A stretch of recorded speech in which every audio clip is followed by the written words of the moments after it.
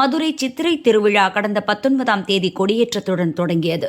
அன்று முதல் தினமும் மீனாட்சி அம்மன் சுந்தரேஸ்வரர் காலை இரவு என இரு வேளைகளிலும் பல்வேறு வாகனங்களில் எழுந்தருளி மாசி வீதி உலா வருகின்றனர்.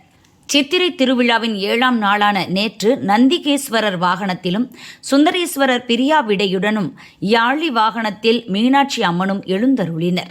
பின்னர் மாசி வீதிகளில் உலா வந்து பக்தர்களுக்கு காட்சியளித்தனர். சித்திரை திருவிழாவின் முக்கிய நிகழ்ச்சியான மீனாட்சி அம்மனுக்கு பட்டாபிஷேகம் சூடும் விழா இன்று நடைபெற்றது. மீனாட்சி அம்மனுக்கு ராயர் கிரீடம் சூட்டி நவரத்தினத்தாலான செங்கோலை வழங்கி பட்டத்து அரசியாக பட்டாபிஷேகம் சூடப்பட்டது.